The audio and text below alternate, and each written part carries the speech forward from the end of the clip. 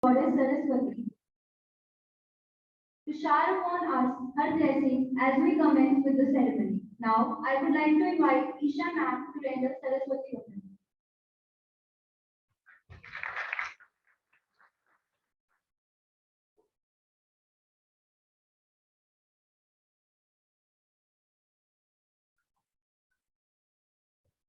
Ya Kundendu तुषारहारधवला या शुभ्रवस्त्रावृता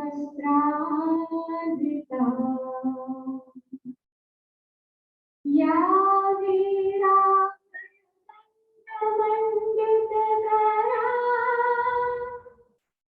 या श्वेत पद्मासना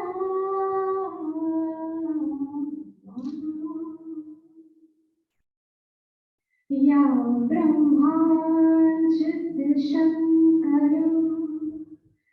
प्रभृतिभिर्दैवैः सदा वन्दिता सा मातु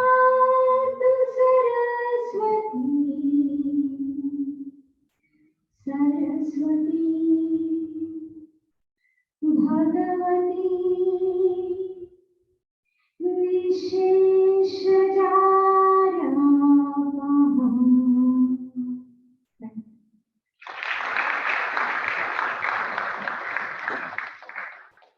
Thank you, ma'am. I would now request our respected Dean of Academies, Dr. P. Janki Ramdu, to deliver the welcome address and share with us learnings from the life of late Mahendra Nath.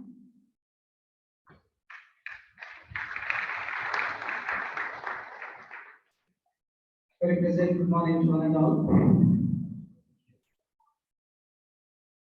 The guest of the day, Professor Gautam, who is online available to us today.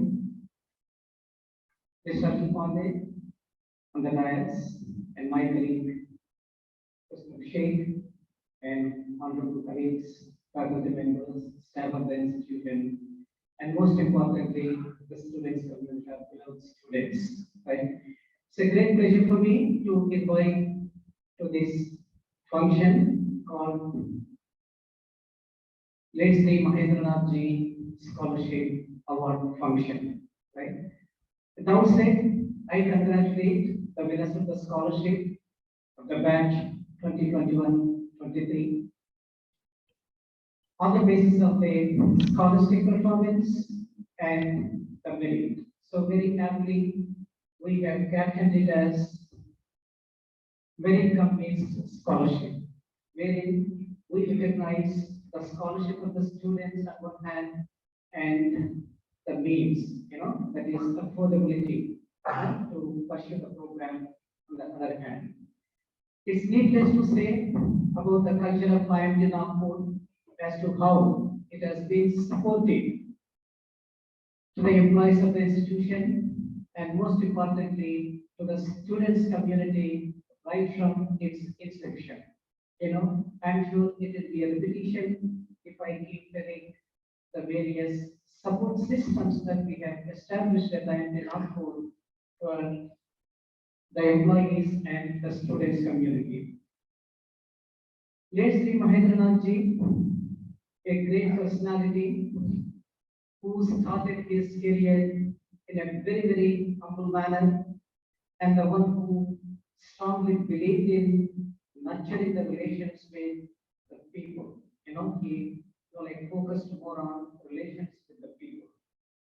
Not only with the fellow employees, so he started his career as an insurance agent. Just imagine, a person or insurance agent walking around different places in the country, including some villages. He has been the spirit behind this great institutional building called IMT brand in the country. IMT brand enjoys great reputation in the country and at times, of course, across the world. So that's our vision for a period of time. And he's, of course, he was completely a karma yogi who strongly believed in just do your duties. As Lord Krishna says, the result you just leave it to the rest. render selfless karma, selfless duty, right? Selfless actions, right? Don't have any selfish motives at all when you do the actions, 100%. Never look for the results, the results will be taken care of by the Almighty or the younger generation to come. And we are actually seeing the result of such a great karma you be having. Yeah, his actions, his selfless actions, his actions of karma today, is bearing the fruits ever and forever. And I wish IMT group of institutions will, continue to be, like bearing the fruits and handing over the best of the products to the world, not only India, right? Not only as the corporate citizens, as the best of our individuals, as such the growth and development of any economy, any nation. Right, so let me not take too much of time. My role is just to welcome, to talk about, any major things as such. Sir, thank you very much, Professor Gautam, online, right, for having accepted our invitation and to address our students community, and Mr. Atul Pandey for having accepted our invitation here and raise this occasion. And congratulations to you all the prize winners, scholarship winners, and my heartfelt welcome to all my faculty, staff, students, community. Thank you very much for giving me this opportunity. Thank you. Thank you, sir. Now, I would request our respected program chairperson, Dr. Abhishek Narayan Singh, to introduce the chief guest and guest of honor for the day.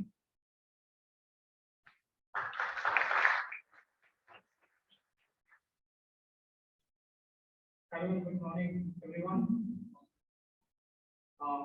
I have the privilege. Can we improve the sound? Can you hear me? Not fully. Do something about it. Is it any better, sir?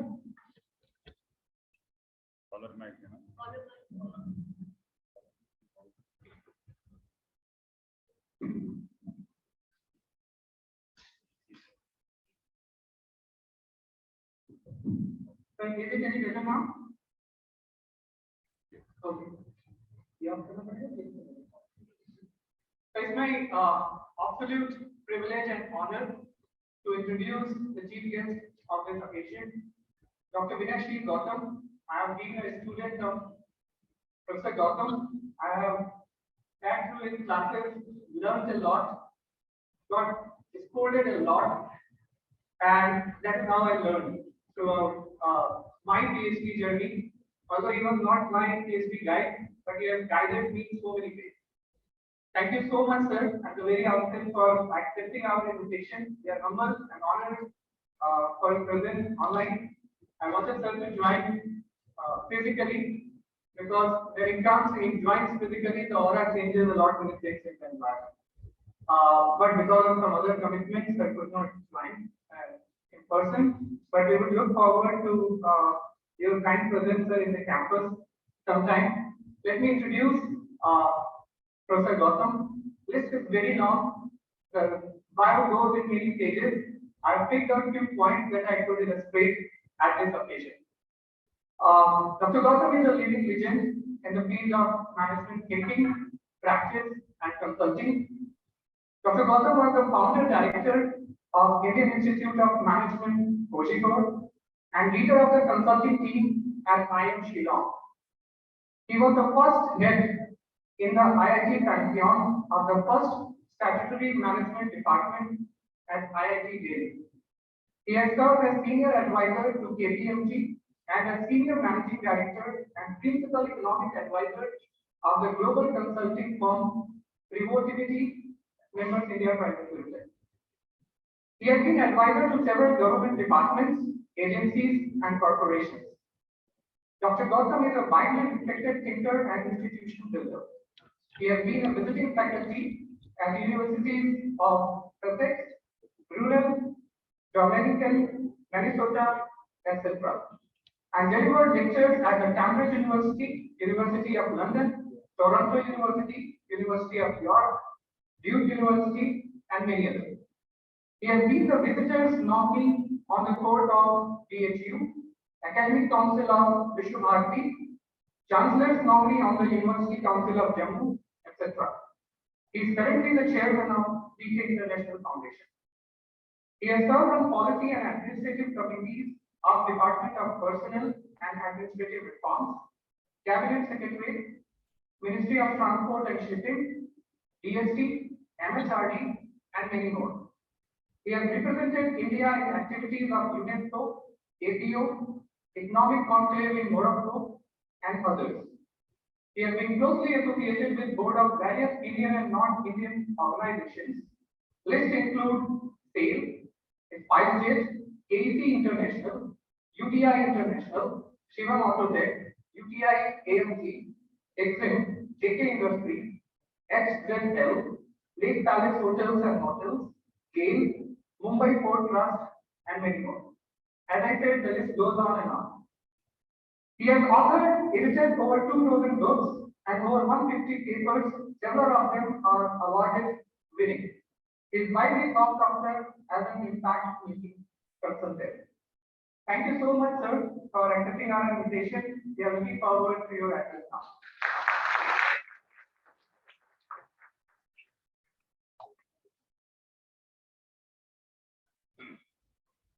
आदरणीय पांडे जी, निदेशक महोदय, dean साहब, मुझे आपके इस आयोजन में सम्मिलित होने में हर्ष ही नहीं, गौरव की अनुभूति हो रही है. I am grateful to be addressing an audience which is nurtured in the values of integrity, collective decision-making, academic freedom, compassion with commitment, and sensitivity to sustainability. If any institution has these values, to be associated with their foundation day is a rare privilege. I'm also grateful to have the opportunity to pay my respects to the founder of such an institution,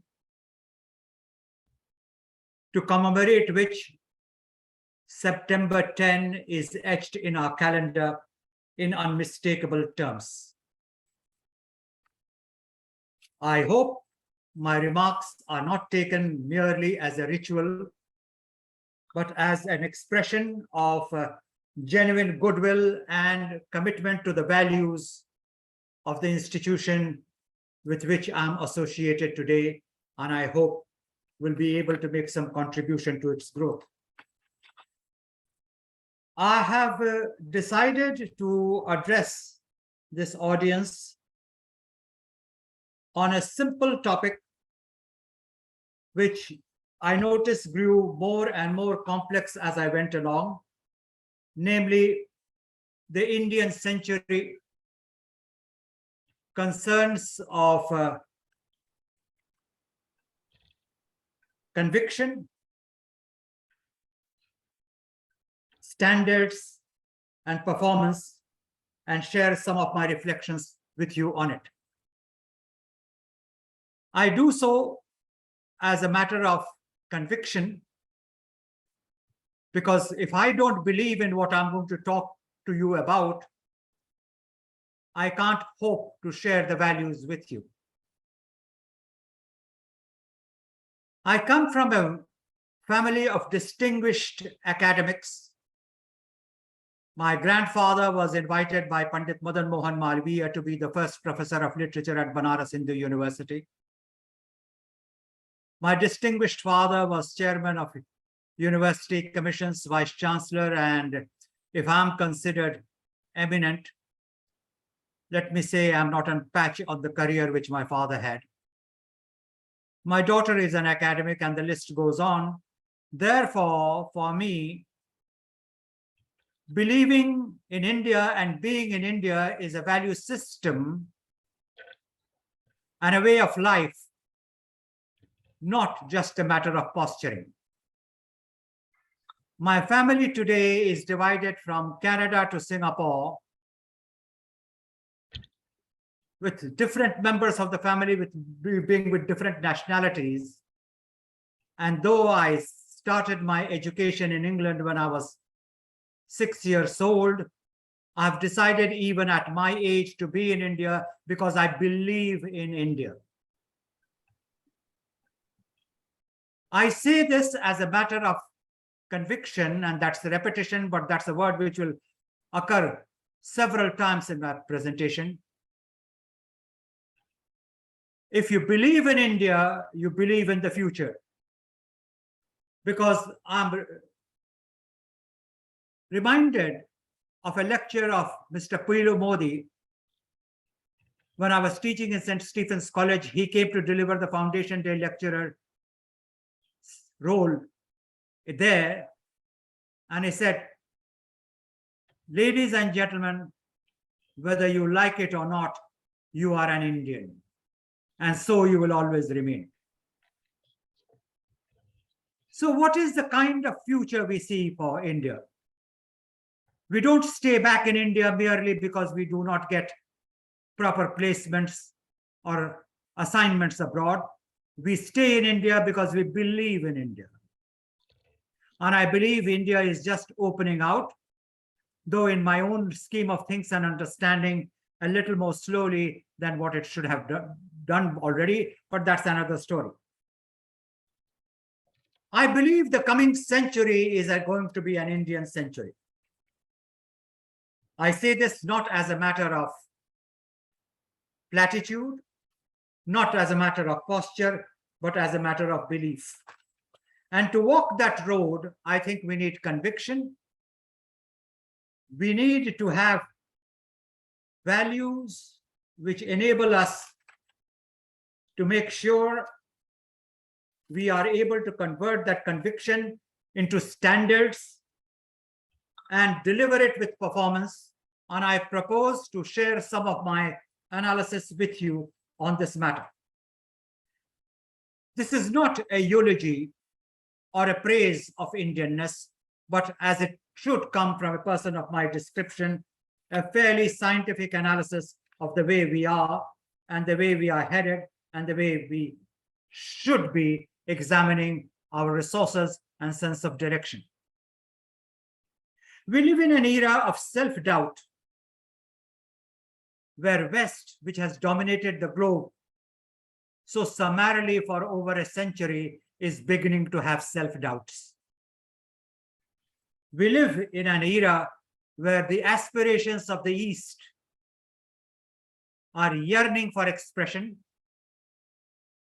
be it through China, be it through India, be it through countries in the Southeast Asia or West Asia. We have an environment where the aspirations of the East want a place in the globe. Therefore, these are seminal times, times which will probably write the history of the future for more than a century and more. Where do I see the Indian role in this?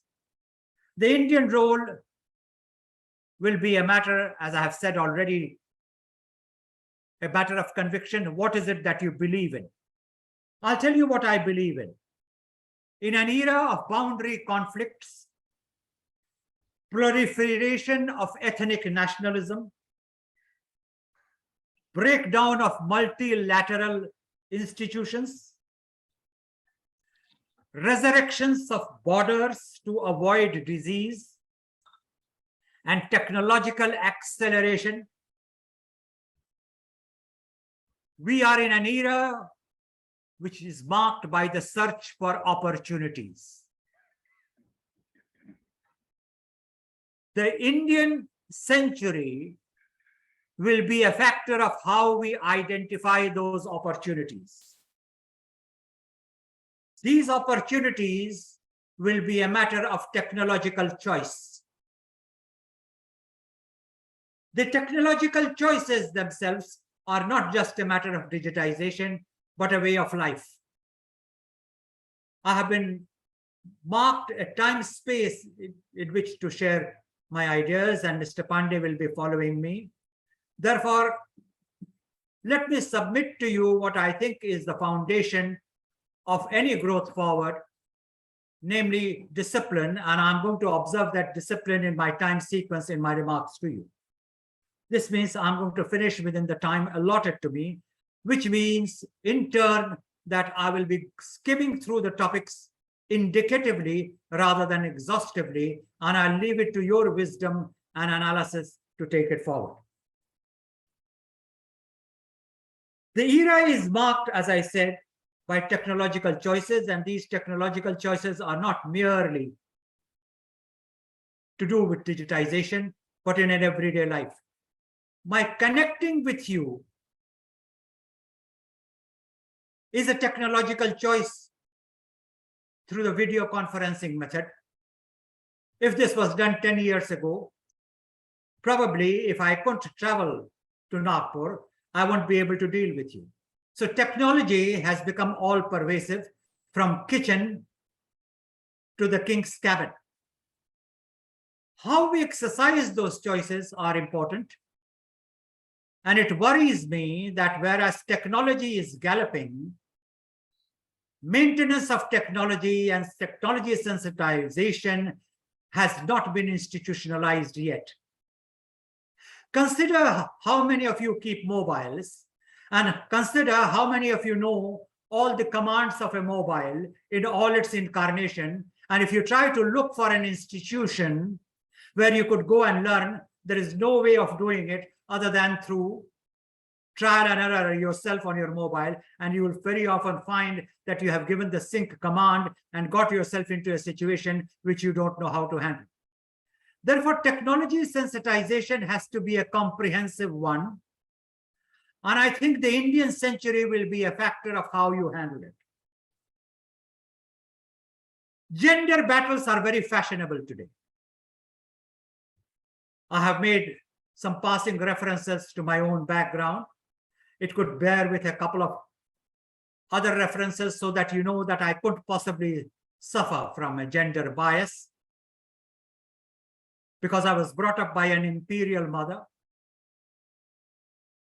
a loving but a commanding wife, and two daughters who, with Bhagavati's grace, are doing so well in life that they don't need even to come back to India to handle what few resources I may leave behind when I'm not around. Therefore, I couldn't possibly have the gender bias. But let me tell you one thing. Time has come to take the gender efforts to a new level. It should not be confined to making sure how women can compete with men. That is a very pedestrian way of looking at gender issues. It may be important, I'm not arguing against it. But what I want to submit to you is gender battles have to be more in form of seeking fulfillment for the gender rather than competing with each other. Women are entitled to their fulfillment, and I might say so are men. They are not competitive, they are collaborative.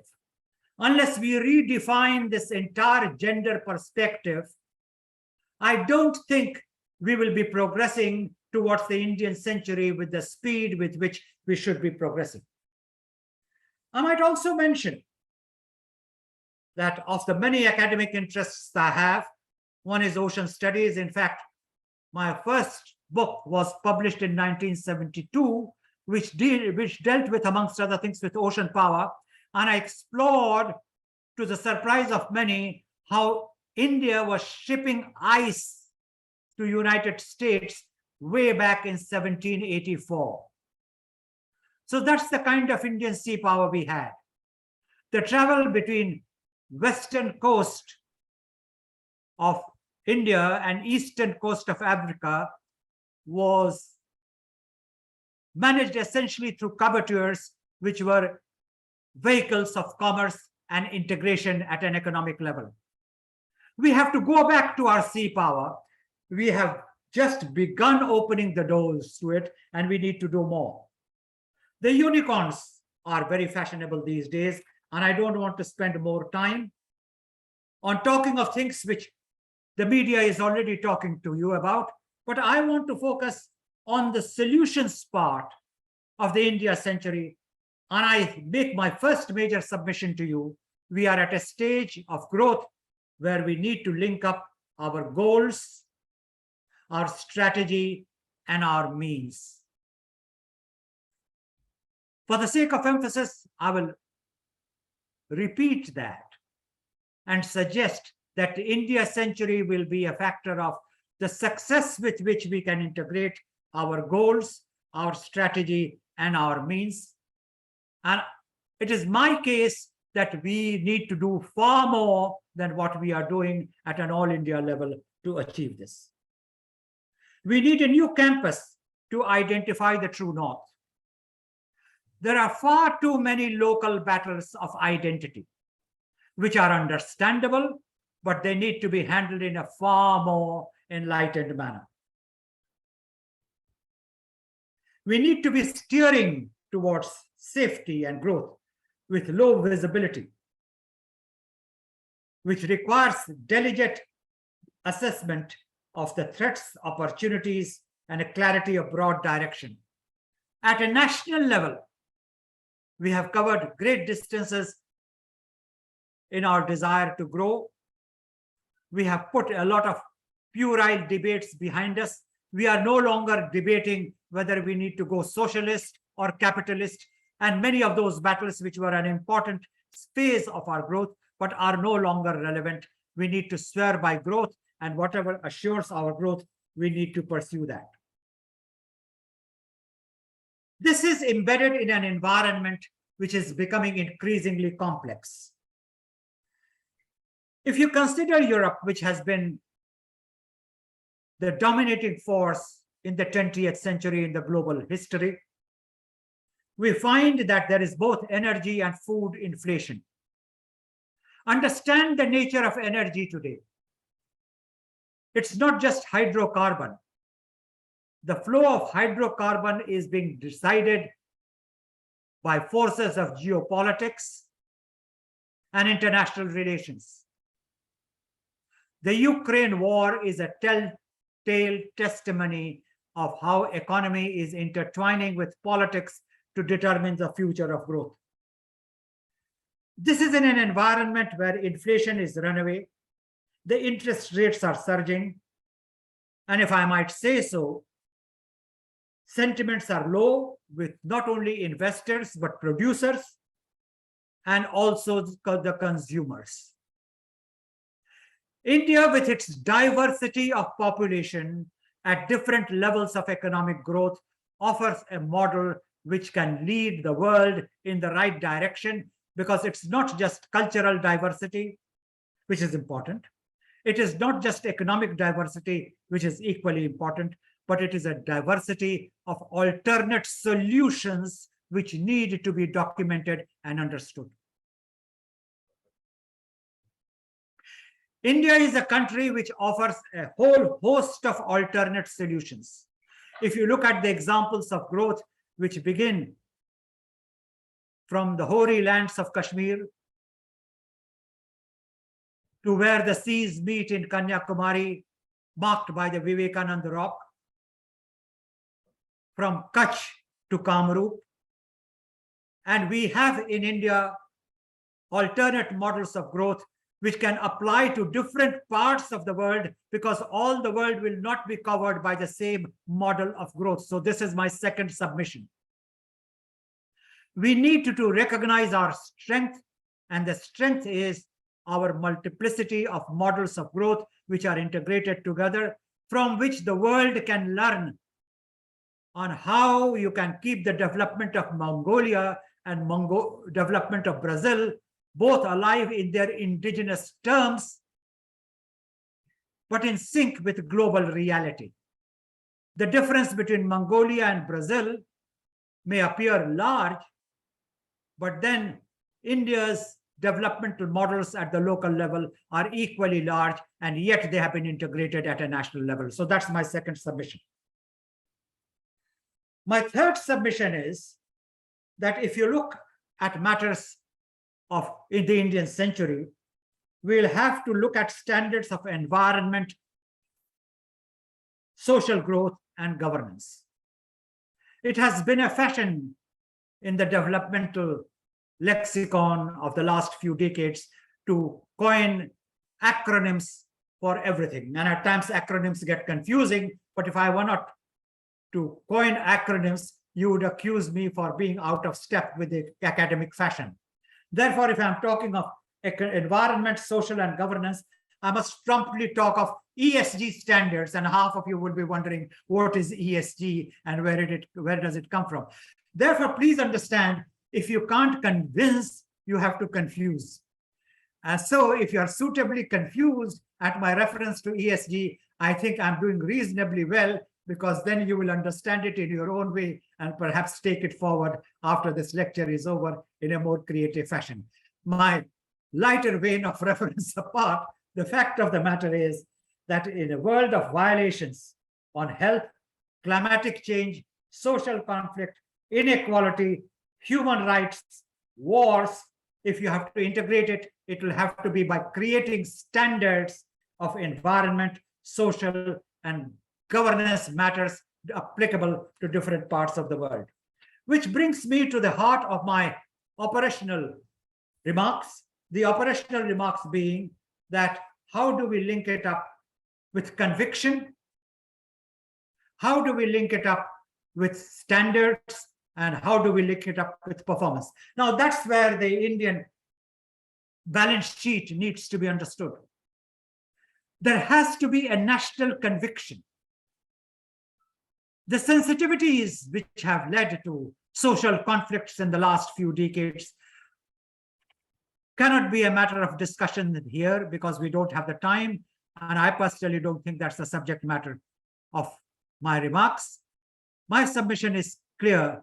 India as a country has to decide upon its conviction, and the conviction can only be a recognition of its strengths in terms of its ability to recognize its talent, to recognize its strength in longitudinal thinking over its decades of history, the ability to understand how India had centuries upon centuries of greatness through linkages with Central Asia, Southeast Asia, where it could create the phenomena of Adi Shankar, where it could integrate the aspirations from one end of what is territorially India, from north to the south, not only through collectivity of thought, but an economic integration.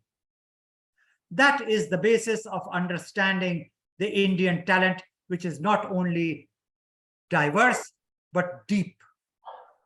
The two words need to be understood. The Indian talent is diverse and deep, with centuries of growth, and that is the real propeller of what I would call Indian conviction. This has got nothing to do with schools of thought, with this, that, and the other, and I don't want to highlight the differences which mark some of the puerile debates which some people indulge in, but to realize India is one entity with a common heritage, not in any other sense, but an intellectual heritage, a competency heritage, a talent heritage, which has been collectively put together through millennia. That kind of recognition will give us influence, enable us to have commitment, and enable us to have a reach in issues of not just the climate, but the ocean, not just forestation, but also in terms of reviving several of the linkages with the global economic traditions, which we haven't yet fully harnessed. Which brings me to a part of my remarks, which I will share very briefly to say, India may be known for many things, but India is still to be recognized for having set standards in any domain. Why is it that when you go to computers, you talk of IBM? Why is it that when you talk of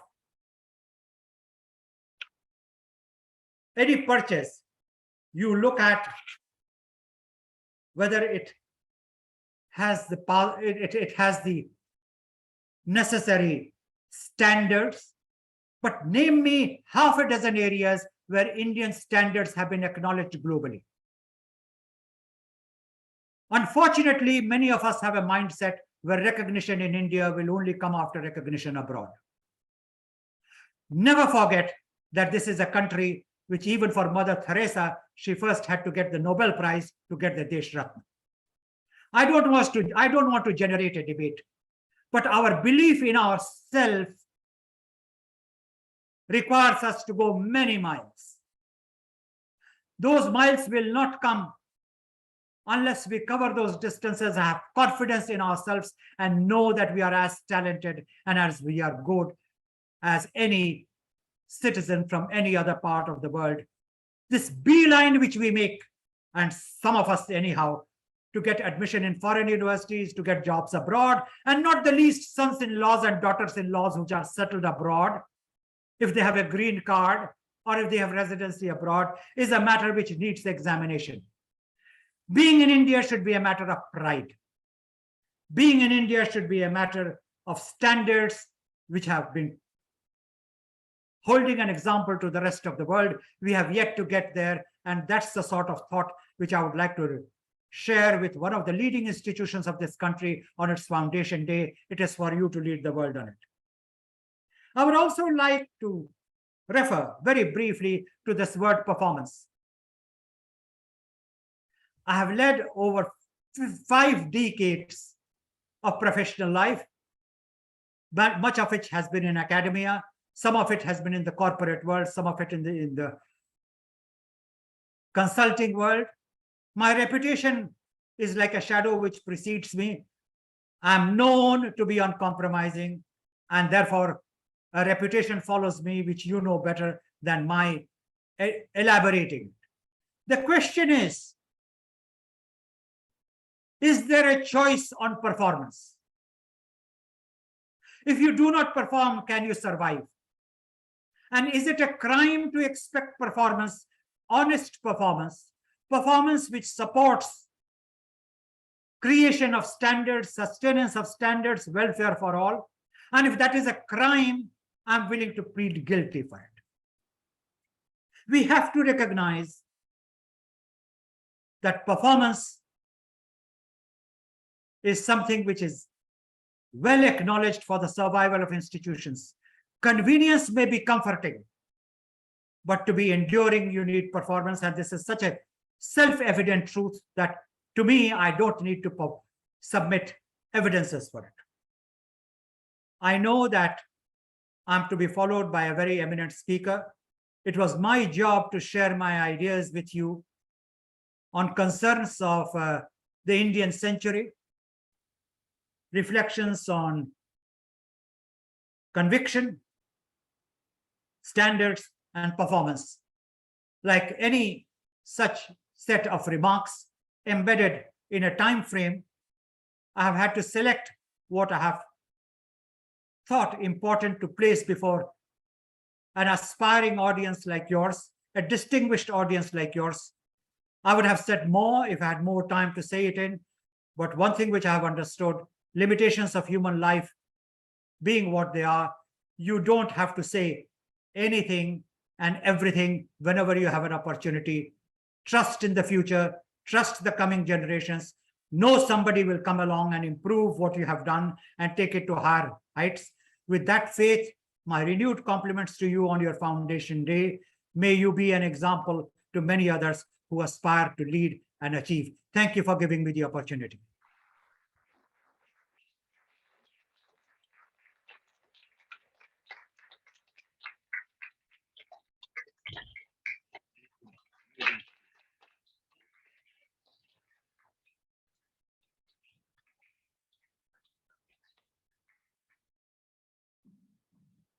Thank you very much, sir, for this amazing, thought-provoking, electrifying talk. It might be first for some of you.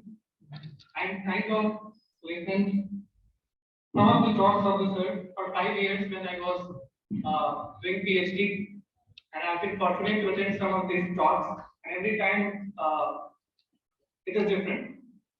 You can learn from each and every sentence what is being spoken, and if you inculcate some of these in our lives, it will be transformative. So thank you very much, sir, for giving this nice, wonderful talk and taking out time to be with us. Let me touch upon very briefly 30 seconds what sir has said, and then let me invite our second guest for the day. So I started with the acceptance and exploration of digital life and acceptance of technology in our day-to-day life. From there, he started and went towards the gender issue and how it is not about seeking its fulfillment, but also not competing but cooperating and collaborating with the other gender. Right? He has touched upon various issues ranging from hydrocarbons, international geopolitics, economic growth, climate change, environmental impact, and so on and so forth. He has talked about Indian talent and two terms that he has left us with, which is diverse and deep, which we have to reflect upon and think that how we take this forward. And not last, the exploration of the performance, not just as one of the KPI, but he has left us with a very pertinent question. Is performance a choice? Can we survive without performing? All of us, as student managers, when you step into your career, and we as an institution have to look into it. Thank you very much, sir, for all your thoughts. Let me now go and introduce the second guest of the day, Mr. Atul Kumar Pandey. If you ask me and I have to describe sir in few words, I just say he's a thought leader. You grow and flourish in his company, not the company that he owns. He owns a very big corporation in Nagpur, but in his close association. Every time you come and in contact with sir, there are many things that you will learn from him. Let me briefly read out the bio of sir. Again, it goes to many pages. I have selected few topics to just share with you. Born in Nagpur on 11th of August 1952, he has done his education from Nagpur University, which includes Bachelor's in Commerce, Bachelor's in General Law, PG in Economics, and PG Diploma in Business Management. He is the CEO of Eros Group, a family-owned business which was founded by his father, Shri M.P. Pandey, in 1962, now a well-diversified and professionally managed group.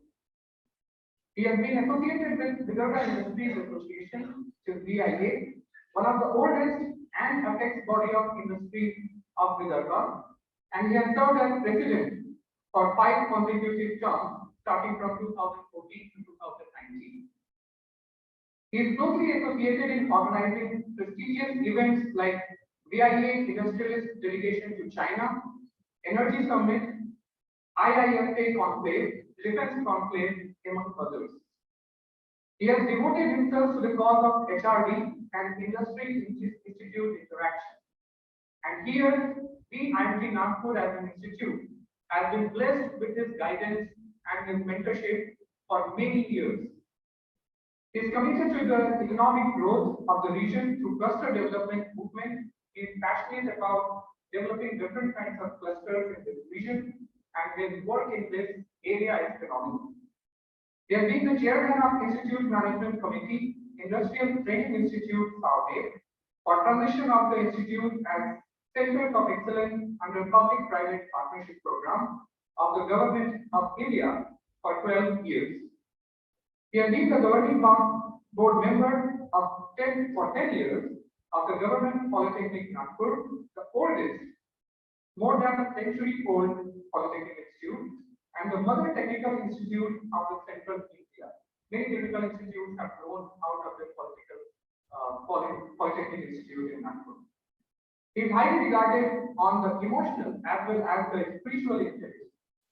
Sir is engaged and actively involved in various spiritual initiatives. His long association with IMT Nagpur He has been guiding and mentoring us time to time. With this, let me invite Mr. Atul Pandey for his time.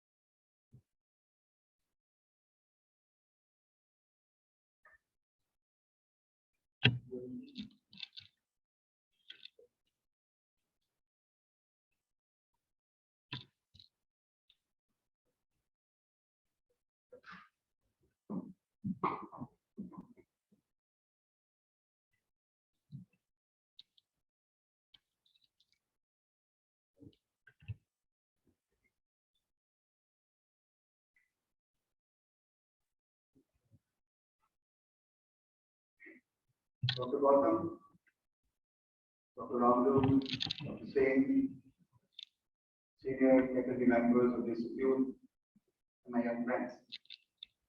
Very good morning to all of you. I'm here not for the first time. I've had the privilege of visiting the Institute earlier also a couple of vacations, like from 2004 onwards, with the inception of this.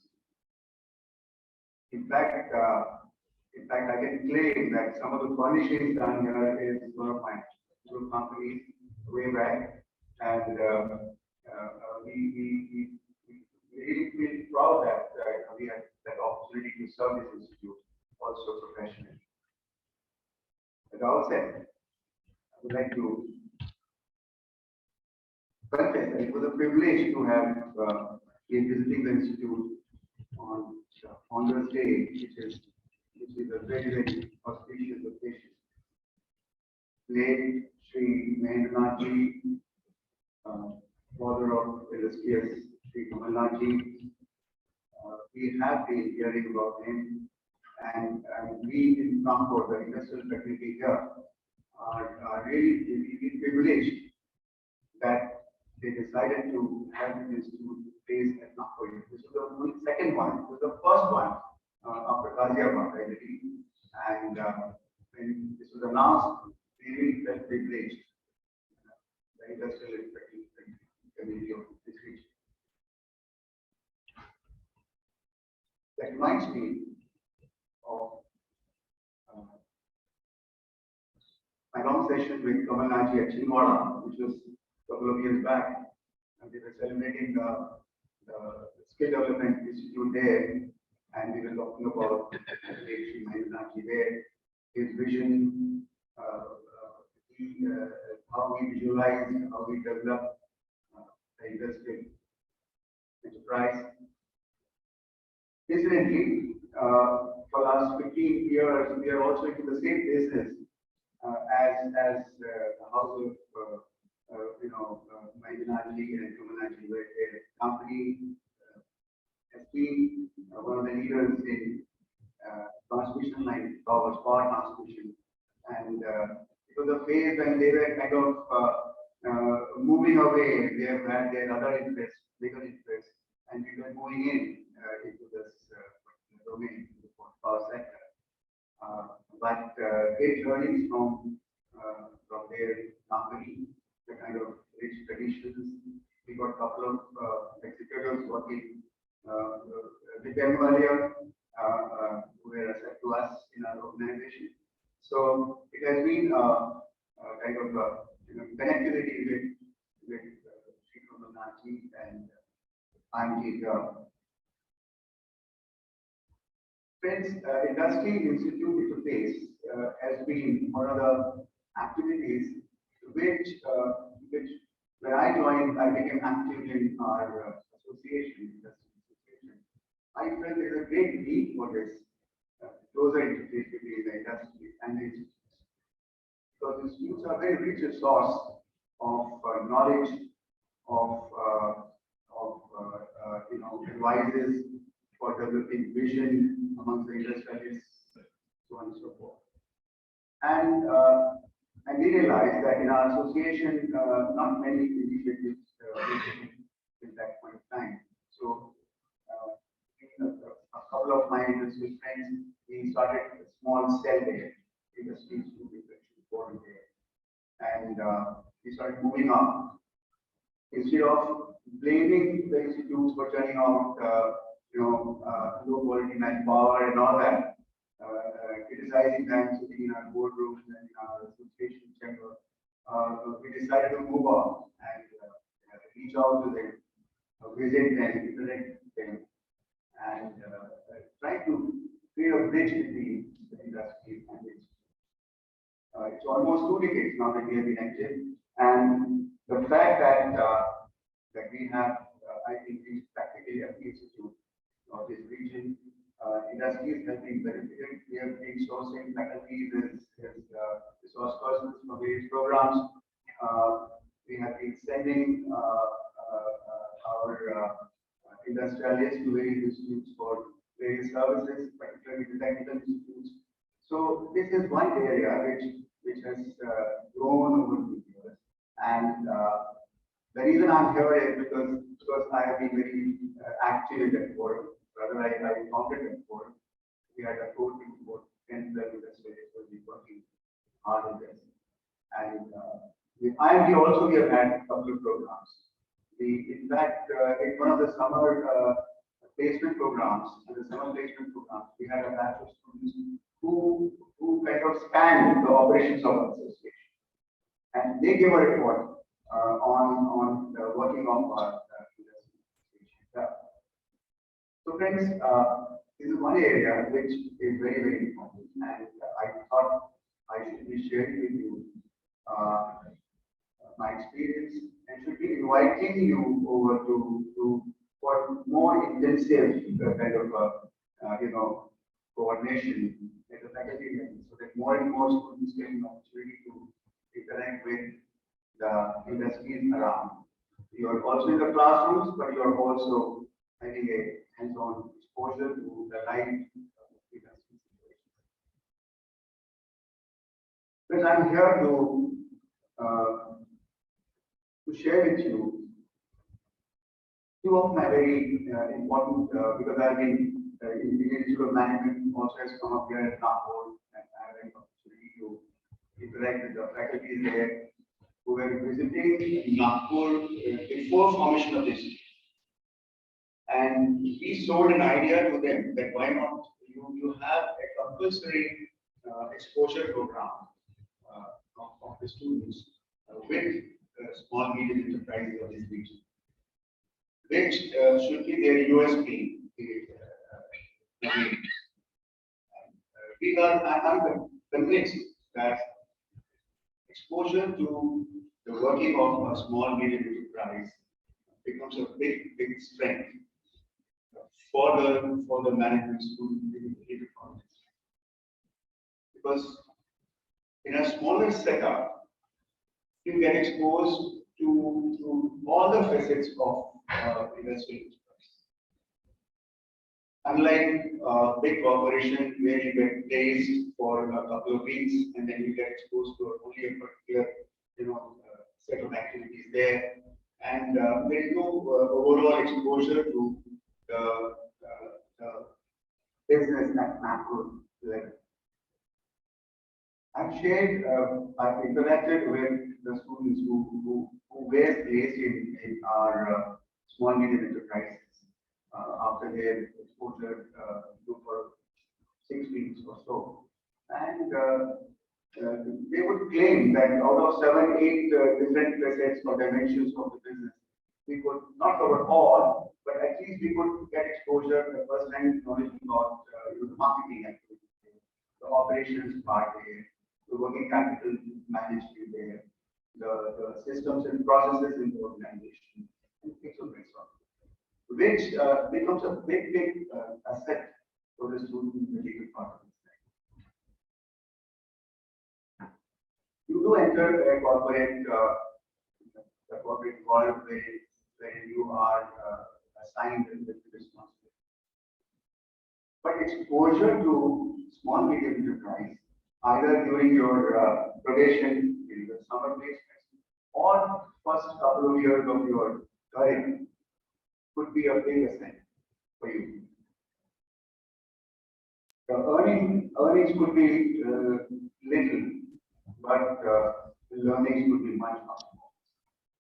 This is what I'm really pleased about. And the feedback I had from those couple of students who had gone through this route, SAD, they did not opt for very glamorous jobs at a very happy package. They calculatively opted for initial scientific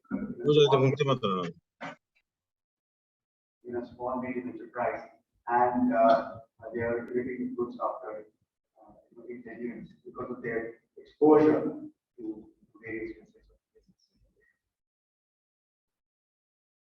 There's another thing which I strongly feel that the management students from top management institutes like IMT to really build up that attitude, which we can call it entrepreneurial attitude.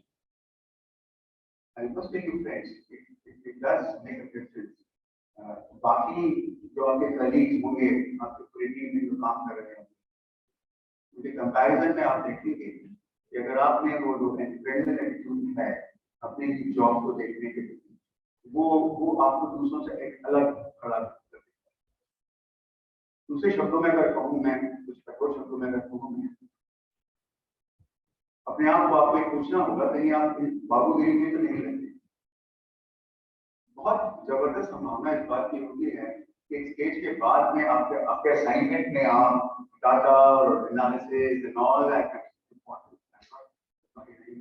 saying that they're less important.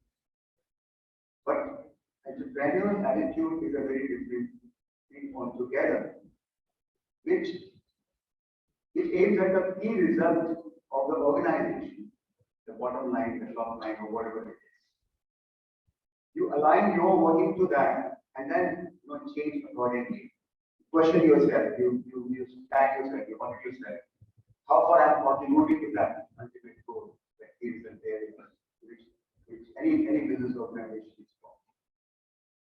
ये बहुत बड़ा danger होता है और अगर आप ऐसे भी रूट से आए हुए हैं तो वहां चूंकि आप देख चुके होते हैं हम very close quarters you have observed various dimensions of a business. The queries in your mind would be many more because you've got exposed to it. You have done those facets of the business. So you question yourself and then align your working to the ultimate goal of the organization, rather than only focusing on the KPIs. Dr. Bottom has rightly said performance. Performance is something, I mean, he rightly said, it's not a crime if I ask you for performance. The performance will come, will definitely come. It will come in much better measures if you have the attitude to look at your own organization as an entrepreneur. And talking about entrepreneurship, maybe I come to my third recommendation to these young minds here who have a long career ahead of them. Why become an employee? Be your own boss. Think of your own enterprise.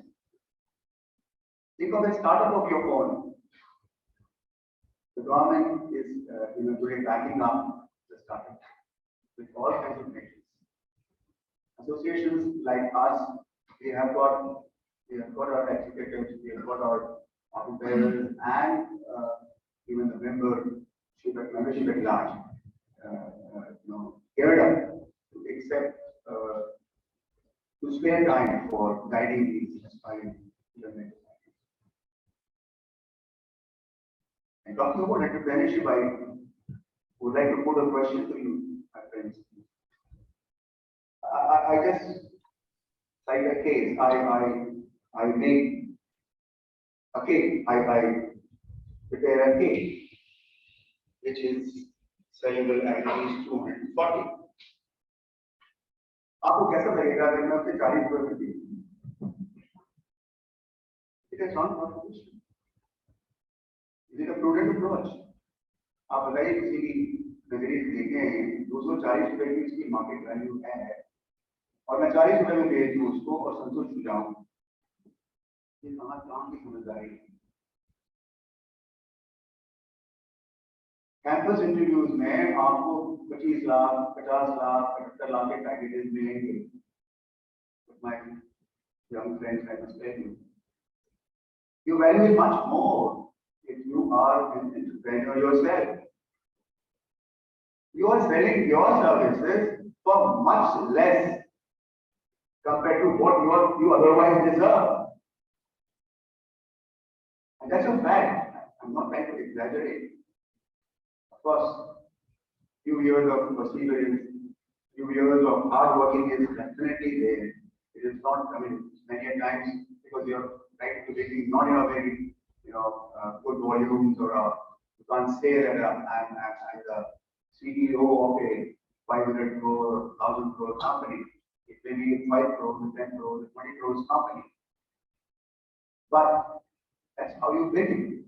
A humble beginning there, and you have hundreds of examples of successful entrepreneurs before you who come out of IITs with top-notch management institutes and did not opt for job, a cushy job or a glamorous job, which initially gives you, very satisfying package. But over the period, unless you have that entrepreneurial attitude, you grow as a big glorified farmer.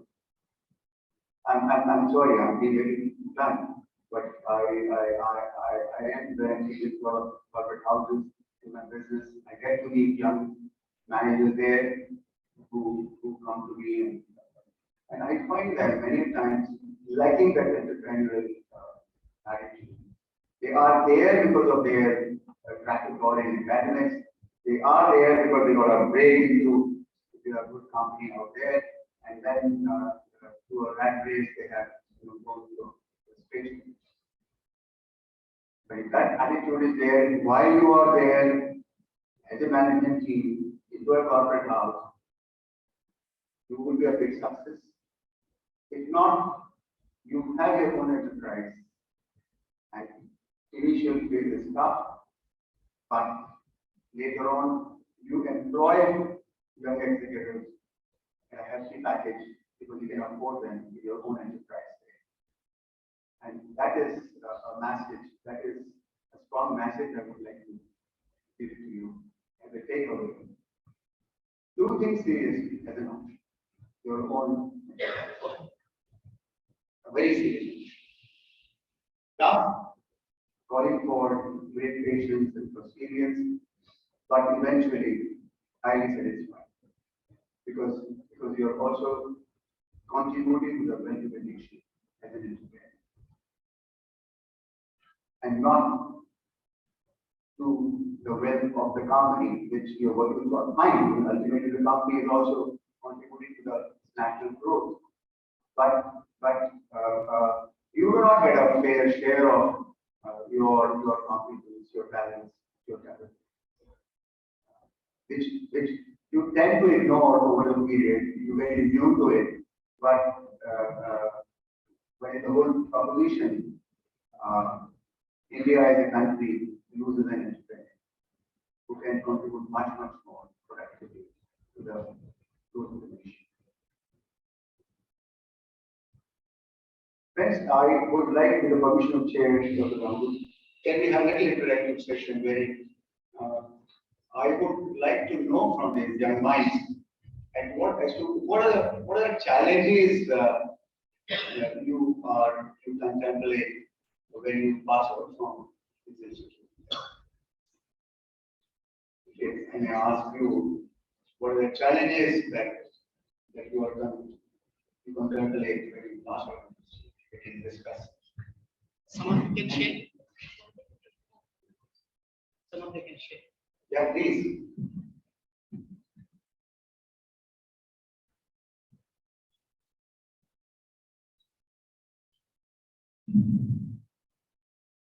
So the challenge of adapting words with the changing times. Adapting. Yes. In fact, you're just beginning, so the adaptation is purely from your school life to a professional career, which invariably companies, good companies take care of. They do have a very good idea of your background and your aspirations. So it's a nice setup. You do get set up, but you never know how the fitness has groups after that. So who tension will put to me? And you are above average as it is. Having come to IMT, you are above average. That's not clear. So don't have it. Please. So the challenge of deciding a career path is short term as well as long term. Yeah. And one of the options I try to throw before the audience is you have a SME route, the short term, which would be a little tough. Package wise, you may have to compromise quite a bit. But that intangible gain that you have, tangible would be the pay package. But the intangible gain that you would have would go a long way in your success, either in the corporate world or also in the network.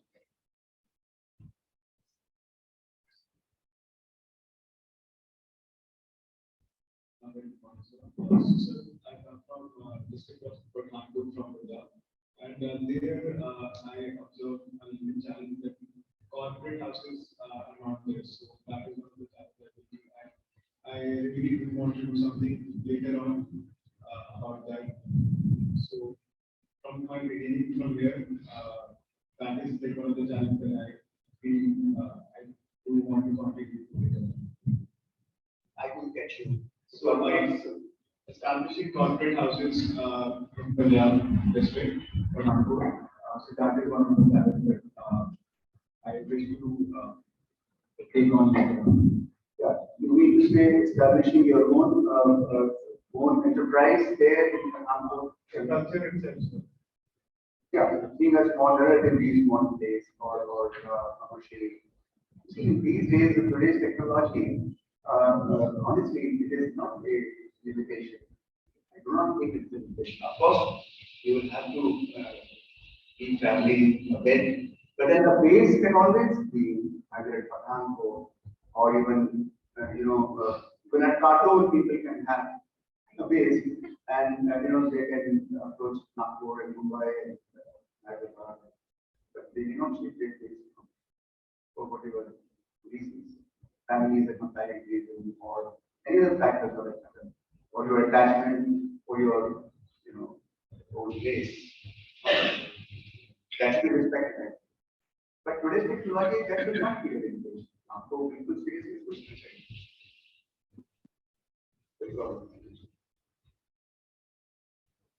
One challenge that I feel for myself is that finding determination in the face of uncertainty, finding determination in the face of uncertainty, because when you look at a career, when you look at things, you tend to find that determination and motivation.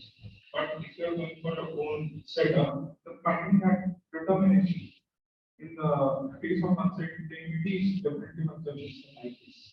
I think the answer lies in deep diving.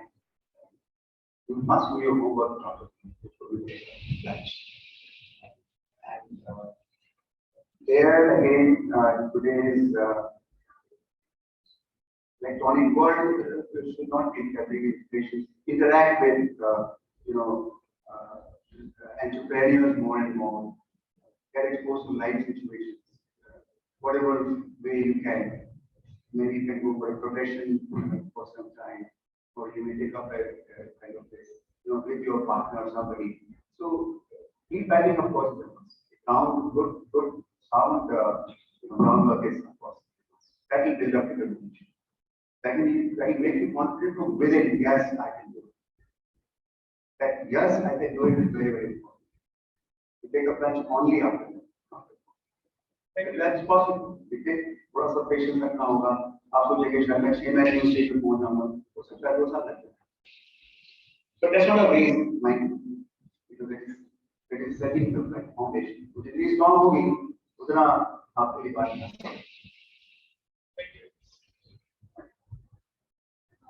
Good afternoon, sir. So my challenge will be that communicating my ideas to successfully to others' mind, whether it is small or big. Like if I am believing in myself, in my ideas, then I can like communicate with others. But if I am very new, so that would be a challenge. Definitely आपको पहले खुद अपने आप से convince होना होगा, तभी तो आप उसको कन्विंस करेंगे। तो वो डेफिनेटली आपने खुद ने सही कहा वो कि वो एक प्री कंडीशन हो गया और कोई भी काम जो है वो अकेले तो किया नहीं जा सकता। You have to have, you know, one or two Ecosystem and all. yes. And अगर आप किसी एंटरप्राइज स्टार्टअप के कॉन्टेक्स्ट में बात करें तो कई बार तो आपको फैमिली से कम्युनिकेट करना होगा, उनको कन्विंस करना होगा, क्या कर रहे हो भाई, नो डिस्प्ले भाई, you know it's not very easy, पर वो हो जाता है। आपका जैसे आपने सही कहा डिटर्मिनेशन वाली जो स्टेट आपकी आके यूज वाली स्टेट आती है तो वो बिल्कुल संभव हो जाता है। You can ask for time, give me 5 years, I am not asking for money. देखिए एक और चीज मैं अपने तरफ से बता देता हूँ, चैलेंज जो सामने आता है कि स्टार्टअप पर सोच के वो होता है फाइनेंस का। बहुत आज की डेट में बिल्कुल भी आज से 15 साल पहले 20 साल पहले जो फाइनेंस रेज करना जो एक स्टार्टअप के लिए या किसी नए एंटरप्राइज के लिए डिफिकल्ट हुआ करता था वो नहीं है। बहुत स्कीम्स हैं, बहुत सारे ऑप्शंस हैं, बहुत सारी फैसिलिटीज हैं, इंसेंटिव्स हैं। आपके जो कैपेक्स होता है जो आप खर्च करते हैं आपके एंटरप्राइज के लिए इंसेंटिव्स के रूप में आपको ओवर द इयर्स वापस मिल जाता है। That is the kind of a question you have always have that if you run the enterprise successfully you get entire money back over the period as whatever taxes you pay to store income collected, they pay by cash बहुत सारी depending on अलग-अलग activities। तो वो finance का limitation भी एक challenge होता है जो मैंने अपने मन से आपसे कहा कि बहुत स्वाभाविक मामला है। हर एक का परिवार अफोर्ड शायद नहीं कर सकता है कि आपको अगर आपकी तरह से आपके खुद के जेब से अगर 50 लाख की इक्विटी चाहिए 5 करोड़ के प्रोजेक्ट के लिए तो वो अवेलेबल अगर नहीं है तो मैं तो सोच भी नहीं सकता हूँ, बिल्कुल गलत बात। Today even that equity also is being financed by a lot of firms. Most of you are would fall into the category of technocrats, aspect of your engineering background drive, you are the majority of the time so how you fall to a different category. I tell you, again a very lovely combination. Your technical background, your management, post graduation, coupled with exposure in a small enterprise for a couple of years. A wonderful combination to get you qualified as a technocrat. And as a technocrat, you get even 100% finance. So that cannot be a challenge. That cannot be a limitation. Be careful. You have to go away, but there are avenues. Don't get wrong. मैं तो इतना mobile नहीं कर सकता हूँ, मैं सोचूंगी नहीं जरूर सोचूं। Yes, please. Ashan, देखिए, I'm not an academician, so I'm a practicing businessman and industrialist. So मेरे पास जो है देने के लिए मैं वही शेयर कर सकता हूँ। Good morning. Yeah.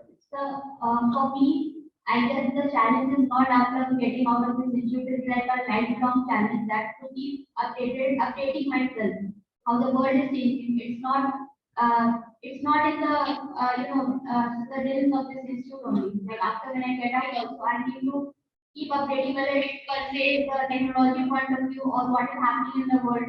And to gain as much as knowledge I can to grasp all the things in me, and then in the same way, I can also give back to the society in that way. You are very right. You answered the question itself. You have to be dynamic. The world is not static. It's always changing. So it's your capacity to cope up with those changes around you in the ecosystem makes you successful. So you very rightly put it. Coping up with those changes Otherwise you get stagnant. Do you want enterprise or working in any? Keep yourself. So, my question is, if you were talking about entrepreneurship, so one major challenge that many of us will face and we entrepreneurs face is that leaving a regular source of income to move into kind of uncertain phase. So that phase is very critical, and the process of deciding that and the determination that you are talking about. To arrive at that, that would be a challenge, and how to cope up with that. That is my question. ये आपने बहुत सही कहा। In fact ये dilemma तो हर एक को है, बिल्कुल इससे वेरी कॉमन फीचर। देखिए कुछ पाने के लिए कुछ खोना होता है। आपको अच्छा हैंडसम पैकेज मिल जाएगा, डे 1 से मिल जाएगा, वो एक ऑप्शन है, और यहाँ तो चैलेंज तो डेफिनेटली, पर आपका खुद का आत्मविश्वास जो है और आपका एंड्योरेंस जो है, आपका जो efforts for picking up your own enterprise, you have to keep yourself at that bare minimum maintenance kind of a thing. You have to prepare yourself mentally. Because otherwise your friends who have entered the corporate world and they're enjoying life तो वो तो कीमत जरूर होती है, पर your mental toughness and your desire to succeed in your own enterprise keeps you on and on and on. I actually dozens of cases and देखा उनको बहुत vulnerable moments पे भी उनसे शेयर किया हूँ, but एक बार वो चल निकलते हैं तो फिर तो वो टफ होता है। आई एग्री, एक फिक्स्ड इनकम मंथली आप हमारे लिए है, उसके एवरेज में आप कहीं आप है मुझे मार नहीं है, तो वो है टफ। पर ये बैल जो है वो पूरा बैल जोड़ी का बैल है, पूरी खेती तो आपको लहरा देगा अगर सब बैल, उसको जरूर मानने दीजिए, but it can make you difference in long term, mid term and long term. But initially, very, I would not like to these words. Yes. Thank you, sir.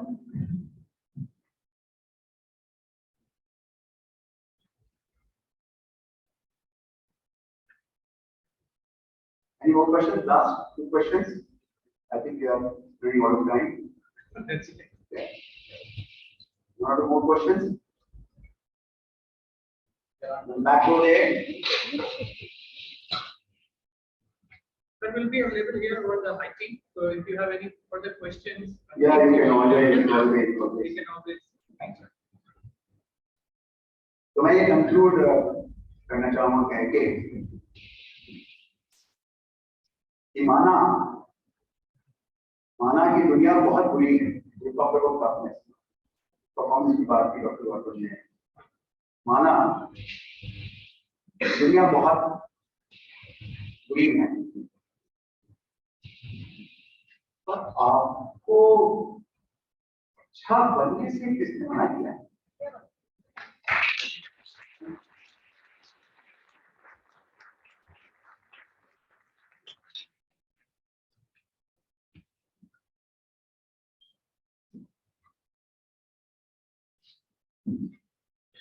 Thank you very much, sir, for this engaging, enlightening session.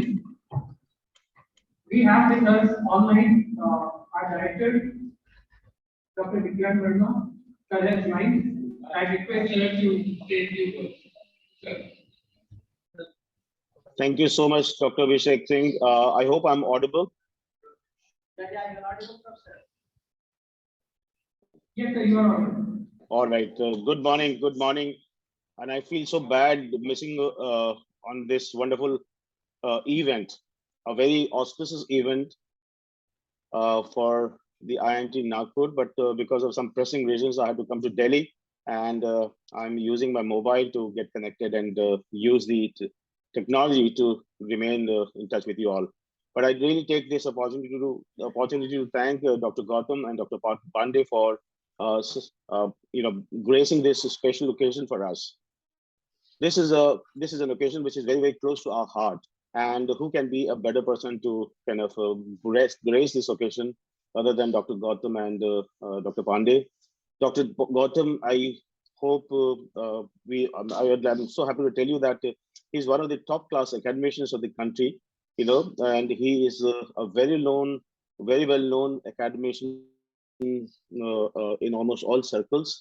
And his the kind of achievement which he has, which is there to his credit, is absolutely unbelievable. And he accepted so gladly to our invitation to be a part of this event. And thank you so much, Dr. Gautam, for being at least online and addressing our students as such. Dr. Pandey, I met him a couple of days back, and I cannot tell you that I've not really come across any person who is probably more humble than Dr. Pandey. Not just he's an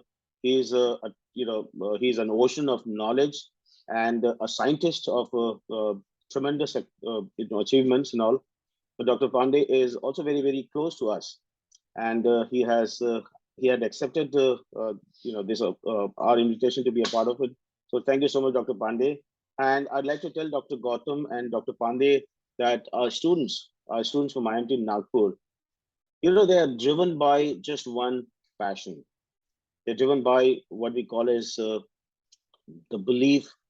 They believe in conceive, they believe in achieve and do something different. Our students are, I would say, are extremely diligent, extremely focused, and in fact, each one of them. And they want to be not just a top class, they want just not to be a top class manager, but they also want to be a top class citizen of this country. They are absolutely unbelievable. And we always, it's our privilege to honor some of those meritorious students who do very well in their courses, in their program, and in the memory of our great founder, late Shri Mahendra Nath, we organize this event. But it really doesn't mean that should be the end for them. The message to the students also is that just the beginning of your achievement. This is just the beginning of what you can really, really do in the future.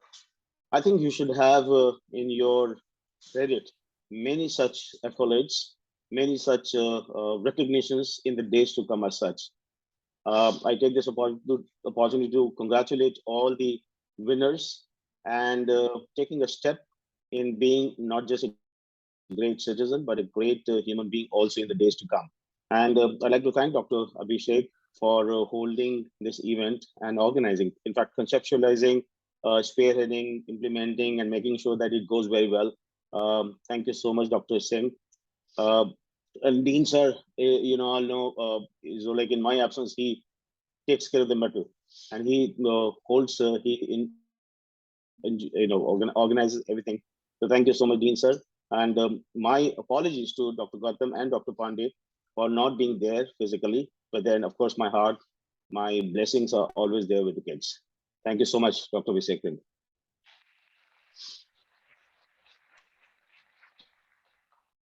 Thank you very much, sir, for taking your time and sharing your thoughts with the graduates and not graduates, getting the scholarship students and the audience here. So thank you very much, sir, for that.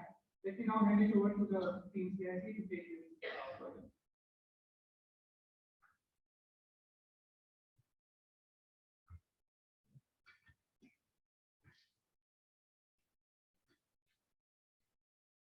As a part of celebrating anniversary of late Shri Mahendra Nath, IMT Nagpur takes this opportunity to felicitate its meritorious students by awarding scholarships on the basis of their academic achievements in the first year of their program. The scholarships are given to the program toppers and toppers of each academic stream. I will now call the names of the students, starting with the program toppers, followed by academic stream toppers. So the toppers for PGDM 4 are Satyaj Singh,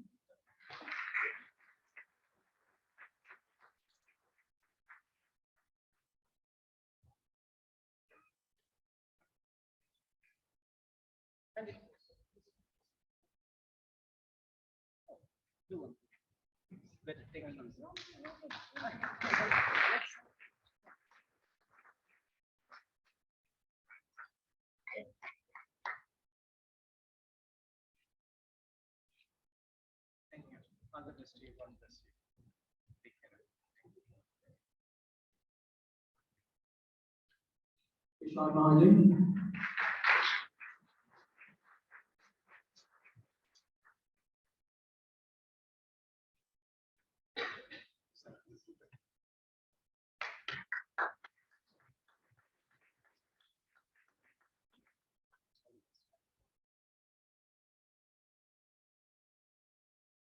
PGDM Marketing, K. Mamukim.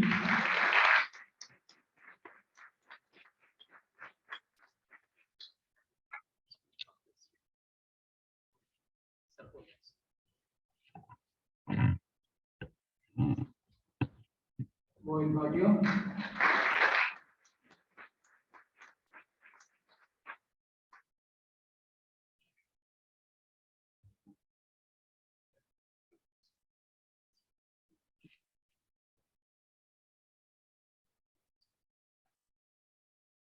For PGDM Finance, Malika Gupta.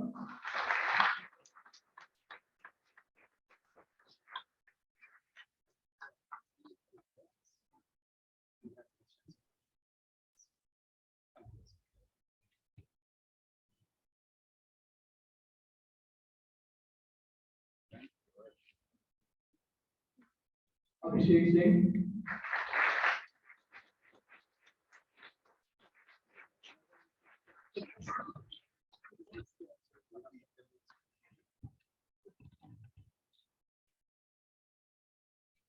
Now the three vice toppers. Jyotsna Srivastava, PIT.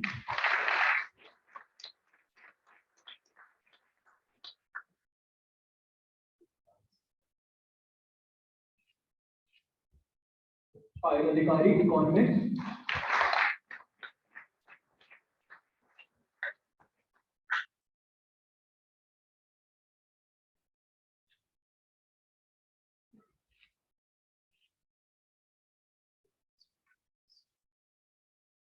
Pratyush Singh, Marketing.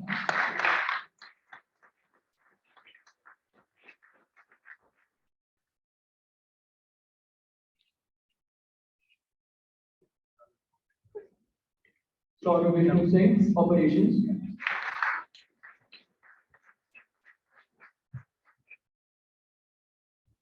Mehul Doshi, Operations.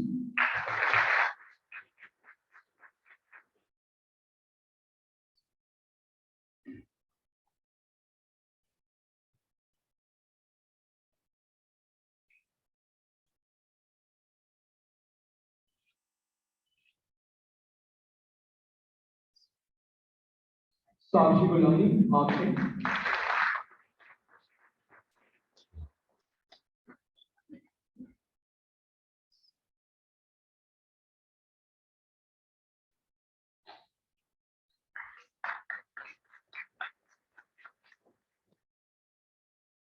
Shweta Kamal, HR and Duty.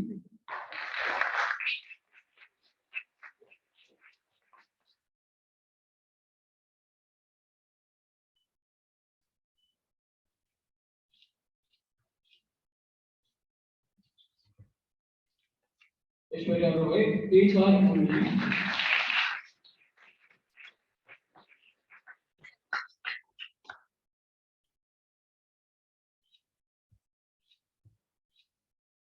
Arshu Agarwal, Finance.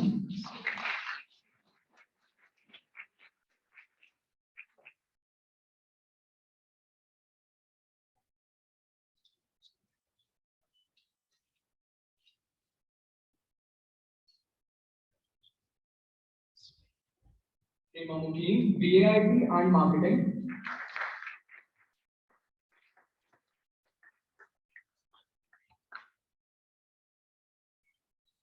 There is two.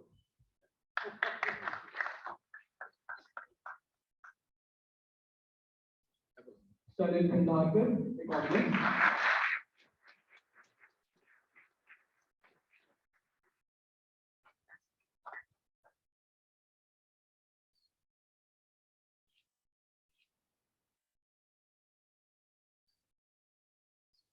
Mohit Bhatia, Economics and Operations.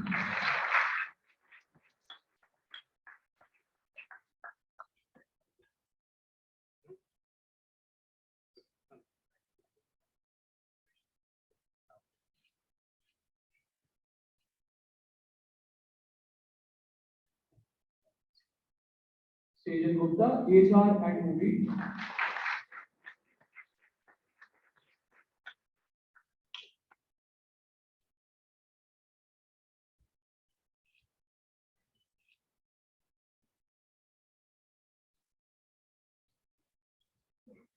Ravi Mundra, Finance.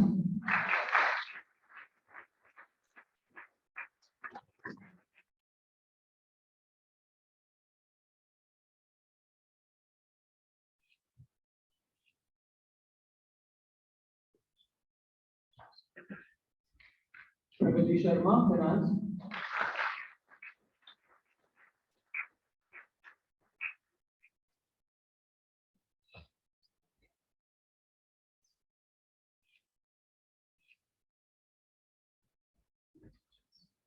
Manika Gupta, BA IT and Finance.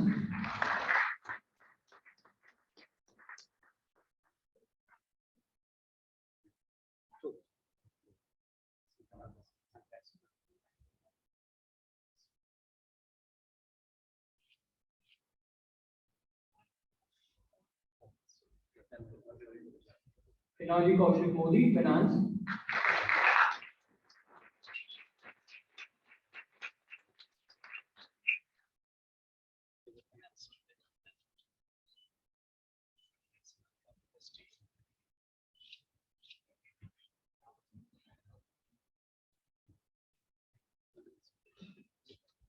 Abhishek Singh, Operations.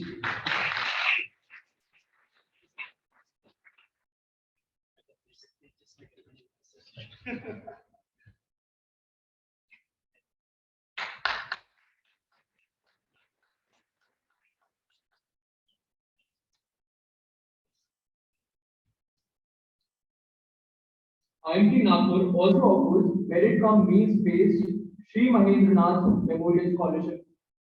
The scholarship is awarded to students who are striving for excellence facing financial hardships. This year, 6 students have been chosen for the award. And the names are Gaurav Khandekar,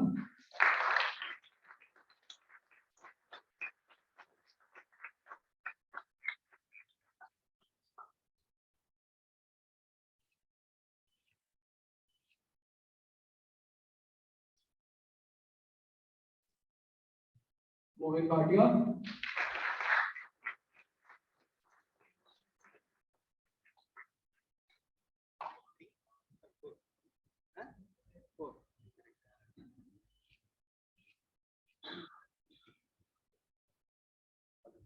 Nilima Verma,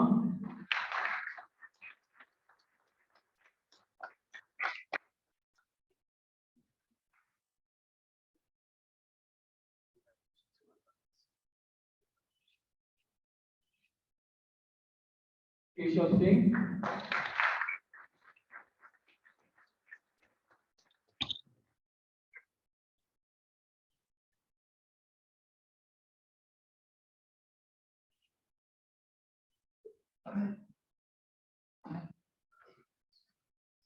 Tanishq Singh,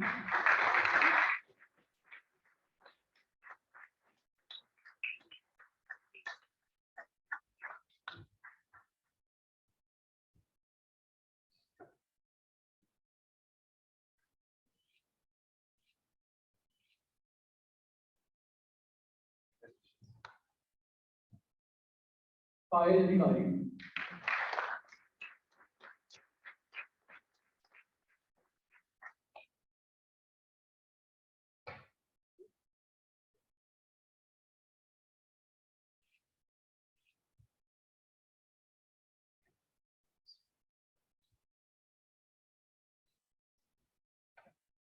These students have proved their caliber and potential with sheer hard work and dedication.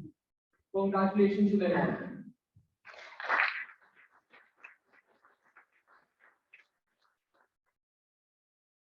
Now, I'd like to call upon the stage my fellow CIC member, Prerna Preetham, to propose a formal vote of thanks.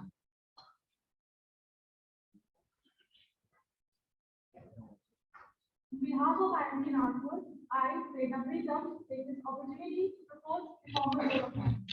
I would like to extend my heartfelt gratitude to our Chief Guest, Dr. Vinay Gautam,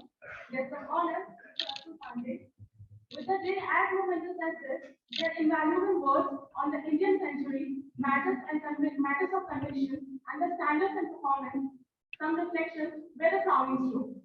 I sincerely thank our director, Dr. Vigyan Verma, Dean of Academics, Dr. P. Janki Ramadhu, all the faculty members and staff members for their gracious presence and continuous support. Finally, I would like to thank all my fellow student managers for being here with us on this auspicious occasion. I would also like to extend my sincere gratitude to the member of INSHADE, the Fine Arts Club of IMT Nagpur. Now, I would like to invite Dean of Academics, Dr. P. Janki Ramadhu, to present a small memento to our guest of honor.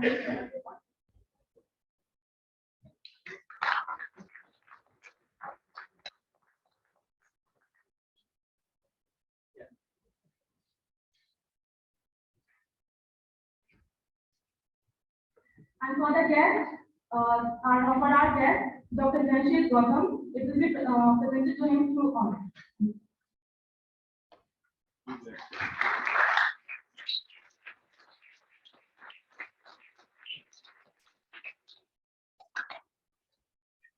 Gautam sir is there. Sir, you can, sir, Welcome, sir. This is for you. You will clearly introduce, sir. Thank you.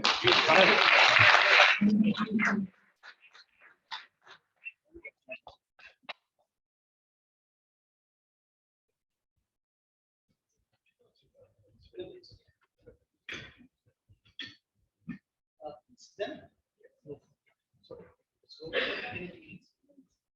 Okay, I'm sorry if I'm breaking the protocol. Big thank you to the student organizers. You know, we have great culture at IMT Nagpur. The staff and the students have been the backbone of every function at IMT Nagpur. Trust me. Now, this is what I have done. We, the faculty members, just walk in at the 11th hour, just 5 to 10 minutes before.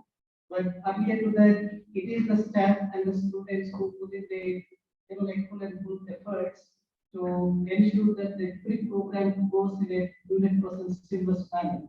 Congratulations, and we are all thankful, grateful to you. Thank you very much.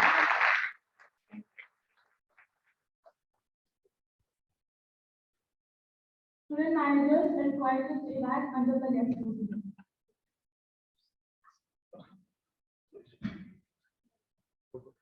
One photograph with all the scholarship winners. You can come here. yes, scholarship winners, you can come here. We have the photograph.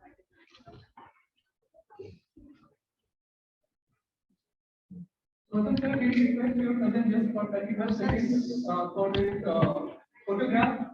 We accepted, and all the professors please line up for this photograph, and then sir, we'll be done with the ceremony.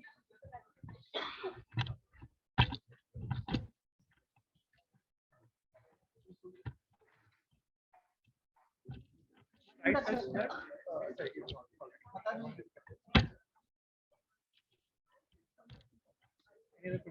Please come, join. All the scholarship winners. Great congratulations to all of you. Please come, please. I think Smita, you will- we all can stand there. Let's meeting. We can stand there. Okay, just pick up. Okay, you can decide.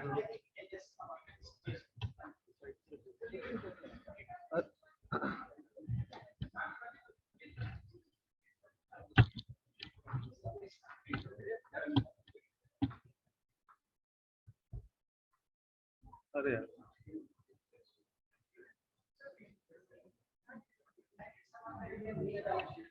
Set करो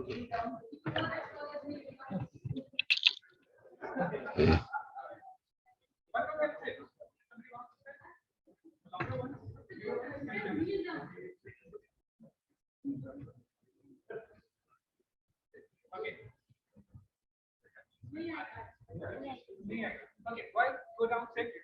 Girls, you can stand. Boys can pick. Yes. Yeah, taller people can kneel down. Yes. Boys, sit down. Good. Girls, yes. Girls, power. Good. Good. Yeah. Is this okay? Anyone? You understand? Okay. Is it okay? Girls, okay.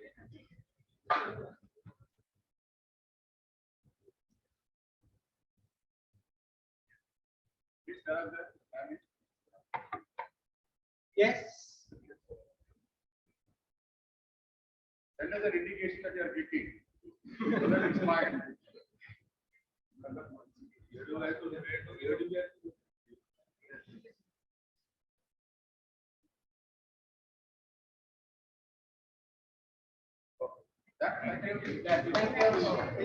Congratulations, all my students. I was so happy to see all of you because I got all of you. That was great.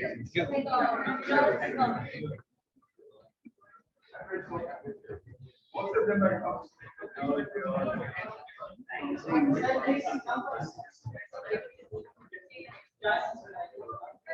So, see, you are a best communicator and communication is challenging. Yeah, okay. Communicating your ideas. Good. I know the teacher. Right? It was your